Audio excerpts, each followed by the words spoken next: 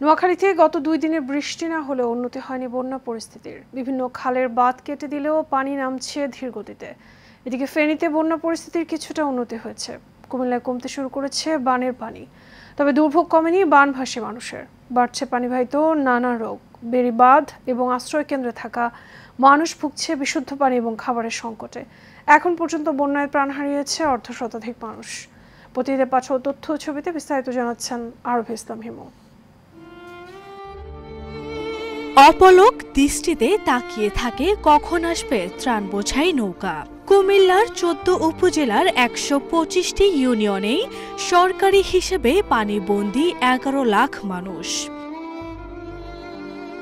বিশুদ্ধ পানির অভাব এবং নিরাপদ স্যানিটেশনের অভাবে পানিবন্দী এসব মানুষ এখন চর্মরোগ, ডায়রিয়া, জ্বর, সর্দি সহ নানা রোগে আক্রান্ত হচ্ছেন।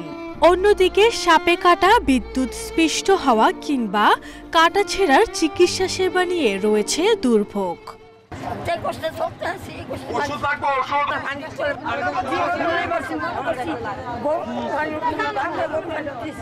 আমার বাড়ি তল পড়ে গেছে, আমি আরেক বাড়ি থাকি আমার বাচ্চা লইয়া, আমার 3টা বাচ্চা। আপনার আশঙ্কা তো খুব ভয়াবহ, অনেক কিছু নষ্ট হইতেছে আপনার। দুর্গম এলাকার বেশিরভাগ মানুষ হতদরিদ্র। তাদের অভিযোগ অনেক প্রত্যন্ত অঞ্চলে পৌঁছায়নি ত্রাণ সামগ্রী। এই এমনি গ্রামে গ্রামে ধারা দেয় আনফেরার মতন এই খানা ভাত আর যেটা নিয়ে আসবে স্কুল বিলে লই যায় ওইটা লুটতরাজ করে। আমার টোটালে আমার সদস্য 10 জন থেকে বাইকগুলো ছোট ছোট মেয়ে আছে 3টা, তারা ভিতরে দিতে চায় না। তারপর আমরা এখান থেকে আমরা সোনাইশার গ্রাম থেকে এখানে আইছি। বন্যা কবলিত কুমিল্লায় পানিতে ডুবে ও অন্যান্য কারণে প্রাণহানির ঘটনা বেড়েই চলেছে।